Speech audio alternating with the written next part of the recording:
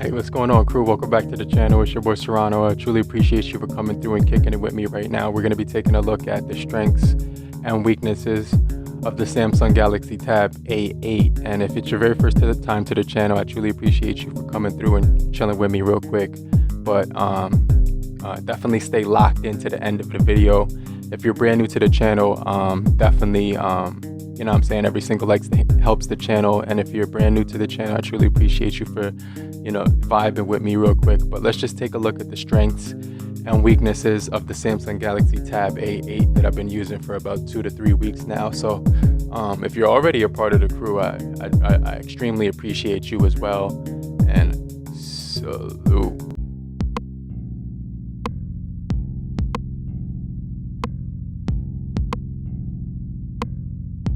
So let's just jump right into the strengths. I'm going to start off with one strength, and then I'm also going to follow it up with a weakness about this guy. And the first strength that I want to mention about the Samsung Galaxy Tab A8 is going to be the fact that this tablet will have a 10.5-inch display. So it's going to be a really huge display.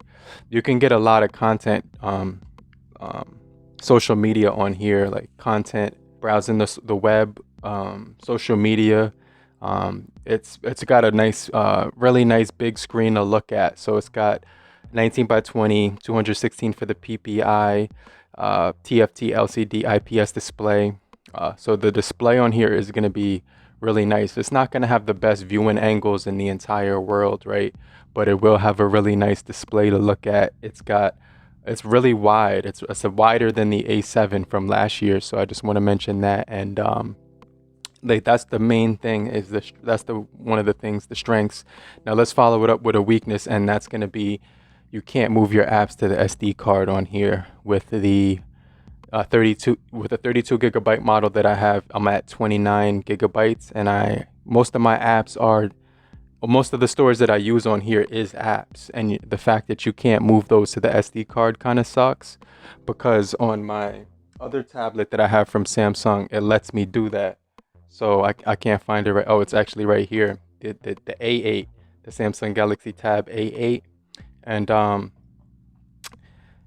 so this is the A8, but this is the A8.0, which is gonna let you move the apps to the SD card. So the first strength is the large display, 10.5 inches, and then the weakness that I'm gonna have to say is you can't move your apps to the SD card, but you can move photos, videos, files, music, and stuff of that nature, but you just can't move, like, you know, full apps to the SD card, which kind of sucks, right? Now, the second strength that I like about it is that the fact that this thing will have a huge battery, 7,040 milliamp hour battery. So it'll last for about a full day, maybe sometimes even 2 days, depending on what you're doing with it. So I was able to get like 2 days on here with my usage. But if you're using it just here and there, it could last like a week if you just put it down on the table, pick it up, look at it, read your articles or whatnot, social media, web browsing, shopping, and then put it down. It's definitely going to last you a long time, and you don't really have to charge it every day. You could charge it like every other day, maybe every 2 days or something like that. So I think that's pretty cool. But the second weakness is the fact that the processing chip is a Tiger UnoSoc T816 or T618 or something like that. And it's 618, and it's not going to be it's going to be really smooth. It's going to be a little bit smoother than the Snapdragon 662, but I actually prefer Snapdragon processing chips. So I'm not really a huge fan of the Tiger UnoSoc processing chip. So in my opinion, it's not a huge upgrade from the Snapdragon 662 because they perform it at almost the identical performance. It's not going to be you're not going to see a big change, but you will see some apps loading quicker. You will see less lag and stuff of that nature, but it's not going to be like, I would kind of wish that they stuck with Snapdragon and gave us like a 700 series Snapdragon processing chip instead of this thing. But overall, it's not going to be too bad. You won't really have any complaints about it. So that's the second weakness. Now the third strength is the performance. When you're gaming on here, you can use it up to extreme graphics, and you will be able to notice that you have like extreme graphic quality when it comes to the smoothness.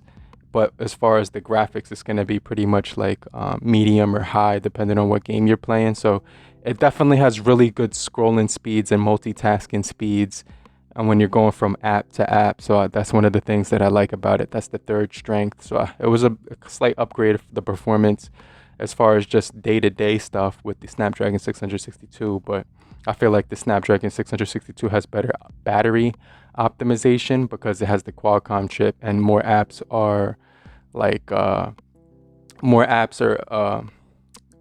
compatible with Qualcomm than they are with UnoSoc. So that's the third thing, is that the performance will be pretty good. Now the third weakness is that this thing doesn't have a fingerprint sensor. The A7 didn't have a fingerprint sensor either, but I kind of wish that they put a fingerprint sensor on here to differentiate it from the A7 a little bit more. So there's really like not too many things that are different about this one compared to the A7, except for the bigger display and the processing chip, which in my opinion is not that much of an upgrade. So that's going to be the third weakness. Now the fourth strength is the fact that this does have a great design. I love picking this thing up. It's a little bit heavier than the A7. When I first held it in my hand, the weight was a little bit heavy. When you're holding it like this and you're watching videos, it's going to feel heavy after a while. It's because it's 20 grams of weight more than the A7. The A7 was a little bit more lighter, so when you're holding it like this and watching movies, it's a little bit less heavy. The longer you hold it, the heavier it gets. So that's the only thing that it's like really heavy. It's like it's got a lot of weight to it, especially if you're holding it for a long time. Now, it's got a great design though. It's got a headphone jack, quad speakers on here. They, instead of the squared off design on the back for the camera, they put a circular design, but they have the squared off edges, rounded corners. Button placement is really nice. You do get a slot for moving your app. You can't move apps like I said before, but you can move photos. It does let you move apps, but it only moves the file. It doesn't move the whole app. So hopefully they do push an upgrade out where it lets you move the whole app, like on my Tab A 8.0 with S Pen and 4G LTE on here, which is probably like my favorite tablet that I like to use on a daily basis because it has the S Pen as well. So the fourth weakness is that it does have a dim display. Like it's not going to be the brightest display in the entire world. Let me just unlock it with my face. It has Face ID, but it doesn't have a fingerprint sensor. So the display does look pretty bright, but when you could even see right here, the viewing angles are pretty decent.